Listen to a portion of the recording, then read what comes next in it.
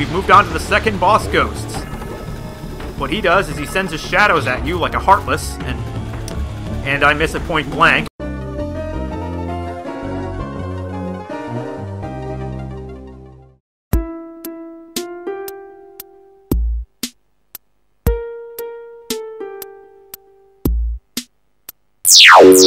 Triumph or die! I can vaguely hear music on the other side of this door.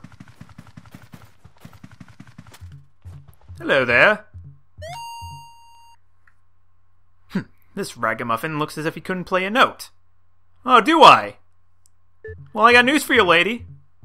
In real life, you're right. I can't play music for shit. I played violin for a couple months in 3rd grade.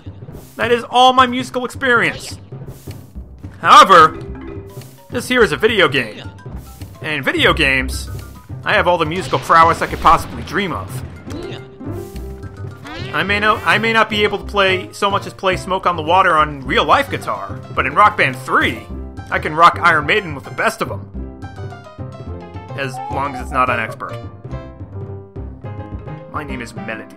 People call me the Spectral Beauty of the Ivory Keys. Fancy nickname. But yes, you might remember this Melody lady was the woman that the butler was crushing over. The same butler who was carrying the key to her room. That's totally not creepy. What a stirring performance. I haven't been so charmed by a piece for ages. Yes, I've been kind of talking over it, but if you listen. Playing it. You recognize that theme. Modern Mario games always gotta fit in those Super Mario Brothers references. Whether it's the 2D flat segments in Super Mario Odyssey or the millions of World 1-1 recreations. Gotta throw that in somewhere. You must have a delicate ear for music. Would you like to listen to my piano sonata? Yeah, sure, why not? Here I go.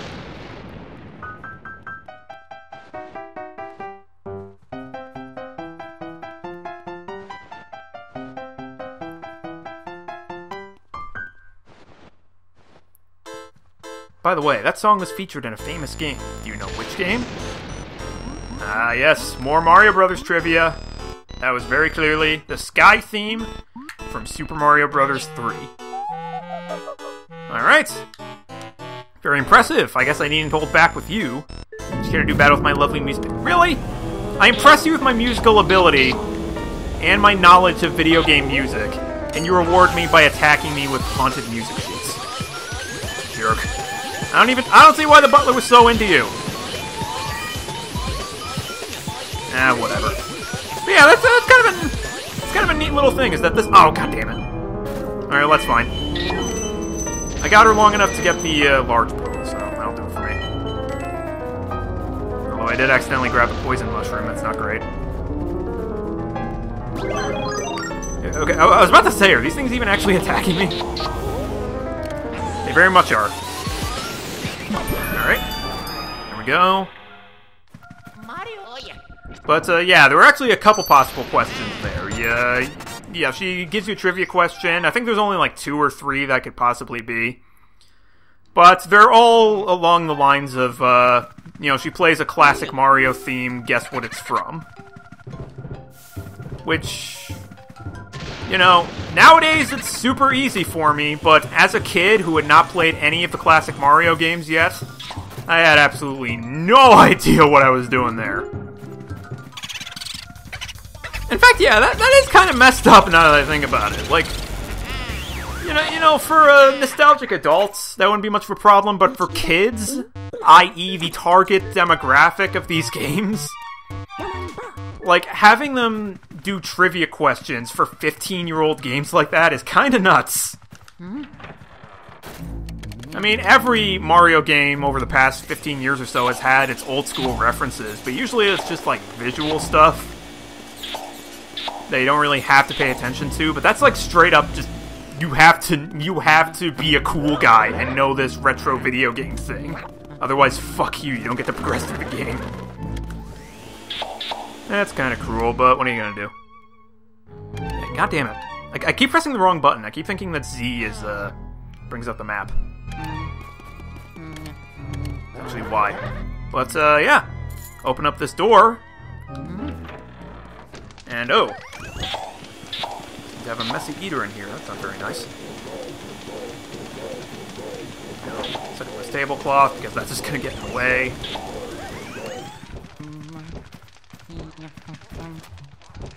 Oh. You're a stout fellow. No one can see me in this darkness. No one, no one, no one, no one. Oh, trust me, I'm seeing a whole lot of you. But yes, this is our next gallery ghost, Mr. Lugs, I believe his name is. And he is an optional boss ghost. We actually do not have to fight him, but we're totally going to because, I mean, come on. Bustin' makes us feel good, man. Just how we are. It's how we be. But first, I have to redeem myself for that cheese that I missed in Nigel's study. Because I know for a fact there's another one in here. Yep, there it is. Let's get some money! Yeah. Suck it up. Whoa. Okay, well, appropriately enough, considering what game we're playing, it is actually thundering and lightning outside. If it doesn't sound too bad, but if it does end up cutting the power in the middle of this Let's Play, I'm going to be very upset. Especially since we're actually very close to the end of Area 2. Like, yes, already we are up on the end of the second area. Yeah, like I said, very short game. But the secret to beating this ghost, you can tell he's a large gentleman who likes his food. So you suck up his food, but then these butlers come to replenish it. Obviously, you know what to do with them. Okay, I get you. Yeah. So you suck them up. Suck the food up, which... What even is that? It's just some kind of weird egg casserole mound. I don't know what the hell that is. Whatever. Apparently it's delicious, so we're going to derive him of his pleasure. Cindy wants to suck up the rest of it. Goddamn. Do it! Seriously? There we go. Now his food is gone. He's very upset. Spits fireballs. He's gonna keep doing this. Eventually he'll get tuckered out because, haha, fat guy. And that's our opportunity to suck him up. God. You know what? I'm trying to think of what this guy reminded me of. He totally looks like, this is probably really mean to say, but he looks like the kid who plays Dudley Dursley in the Harry Potter movies. Like, specifically the older Harry Potter movies where everyone's a lot younger. Like, he looks exactly like young Dudley Dursley. In fact, I think in Harry Potter and the Sorcerer's Stone, he's even wearing, like, this exact same sweater. Oh, man. Like, you know, that's the kind of thing. You gotta wonder, like, how must it feel to be those actors? Like, knowing that the reason you got cast for a part is because you fit the character perfectly. That character being a fat, lazy, greedy, mean-spirited piece of shit. Like, that's the role that you fit into so well, and that's why you got cast. I can't imagine that feels great. That's something I've always wondered. That's something I've always wondered about. When, you know, the cast... When, you know, you're a show or your movie calls for an actor or a character who's, like, you know, fat, who's supposed to be, like, fat or ugly, or like, any sort of negative connotation, like, what does the casting call for that look like? Like, how do they make that seem appealing? I don't know.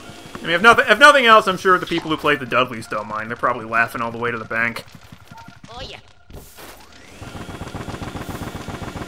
Yeah, well, who knows. We're not here to talk about Harry Potter, we're here to talk about busting ghosts. Get this blue here. Alright. Pretty good run so far.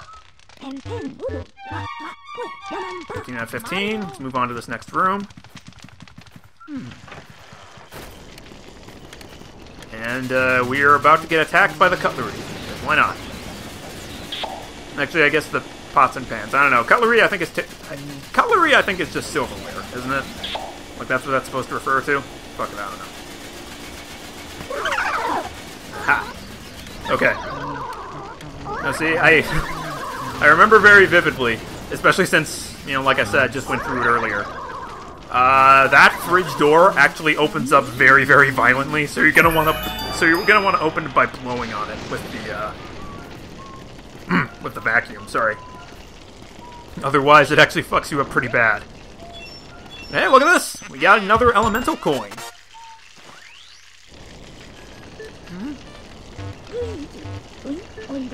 Oh, this time it's a water elemental. Now you can use the water element.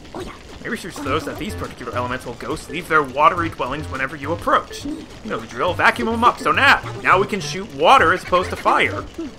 And you know, it works the same way. You just gotta go to, you gotta go to, not remember what you were gonna say. But yeah, just go up to sources of water, ghosts appear, suck them up. And now we can shoot water at stuff. How's that for some cool beans?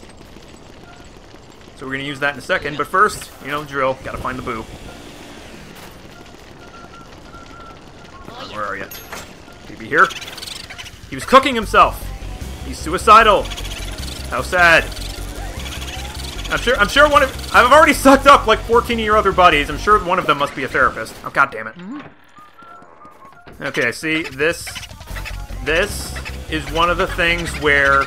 Like I've said, it's been really easy catching these boos up to now, but this is one of the reasons that it gets really tricky and annoying later on, is because not only do they gradually start to get more and more health as the game goes on, but also they start doing this thing, and they do it more and more often as the game progresses, where they'll fly through the walls into other rooms and you have to follow them. And what's tricky about that is that this mansion is very architecturally correct. And if you remember, you know, all the shit with the fake doors before, sometimes they will fly into a room, and, you know, you'll anxiously try to go through a fake door, and you'll accidentally... That's like the #1 cause of people getting smashed by fake doors in this game, is trying to follow ghosts. But, you know. So yeah, we have our second to last gallery ghost here for, you know, Area 2. It's a little dow. It's a little daggy. Now, what do dags like? Well, they like water. So let's just fill up his little bowl here. So let's fill up his little bowl here. There we go. Now he's going to start to chase us. Just play with him for a little bit. And by play with him, run away as he tries to bite our ass off. Eventually... Come on. There we go. Make that yappy dog be quiet! So yes, we have a skeleton ghost. Suck him up. Oh, wow! Whew, I don't know how his hitbox didn't connect, but somehow it didn't. But yes, skeleton drops behind a bone, dog's left bones, it gets distracted. Look at that. Easy as 1, 2, 3. I should not talk shit. Ever. Ever, ever, ever. But I think I'll just go right for the bone again, so... Yep. Here we go. God damn it. Alright, well, so much for our perfect ghost catching run, but, you know, what are you gonna do? Okay. So, you see the doghouse door sparkling now. If we scan it, it will do the exact same thing that the mouse hole did, and we will get sucked into the graveyard over there, but first, something I gotta show off. Remember earlier I was telling you about how, there's, one treasure that's so rare there's only 2 in the game, and you get one of them by catching all the boos? Here's how you get the second one. See there's a little seed here, you water it. Shine plays, sprout grows, and that's it. That's all that happens for now. Doesn't seem like much, but if you come back and water this plant again in Area 3 and Area 4, then when you water it for the final time in Area 4, it will drop that last treasure.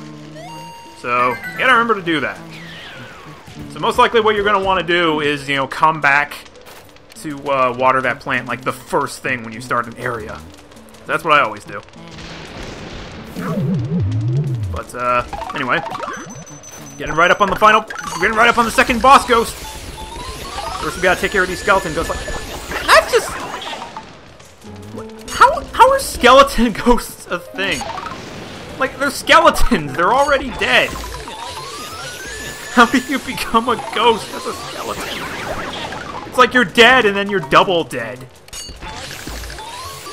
Man, what fucked up shit happened to these guys that ended up being their fate? Actually, that kind of raises interesting questions about what exactly are the ghosts in this game. Like, some of them are real-ass people, like, hang on, if we go to the, little ghost log we keep here. Yeah, the bookish father, sorry, the bookish father, Neville. Neville spends his afterlife reading all the books he missed while living. So yeah, some of these ghosts are clearly, like, real-ass people. Like ghosts in the traditional sense that we think of them as. Like people who have died and their spirits still linger on in our mortal world. But, yeah, and look at this. Then you got guys like, Bogmire, the second boss ghost here, who are just sort of these nebulous globs of spirit goo. And booze! There are booze in this game. What are just like... Is there just like a race of marshmallow people in the Mushroom Kingdom? Wouldn't surprise me at this point. There's a race of sentient caps in the new Mario game. Like, series of sentient mushrooms. Really not that far-fetched. But anyway, now that I'm done with my ranting, we've moved on to the second boss ghosts. What he does is he sends his shadows at you like a Heartless, and I miss it point blank because that just seems to be, that's apparently going to be a theme with this LP. There we go. You hit him with his own shadows, and then boom! He's right for the taking. God damn it. Yeah, no, this actually really does, even though, like, obviously I played this game first, this really does remind me of, the Heartless from, Kingdom Hearts. More specifically, that, scene from the first game, in the tutorial where, it's like you're playing through, the area of the glass floors, and then your shadow turns into that huge fucking, like, tentacle-haired monster. That was cool, man. Like playing through that bit as a kid, like, okay, I say as a kid, but also as an adult, you have absolutely no goddamn clue what in the hell's going on, but it looks so cool, so you don't care. Honestly, that's pretty much the entire Kingdom Hearts series in a nutshell. I have no idea what's going on, but it looks cool. Square Enix, you and your weird metaphysical bullshit in all your games. God damn it. This guy just does not want to come quietly. Gotta teach him a lesson. There we go. Don't pull me through your shadows, please. Oh, come on, come on. Ah, come on. He just has like 8 more HP. Yeah, I'm gonna... There's a lot of you fuckers. I'm gonna take care of the big guys because you're taking up more space.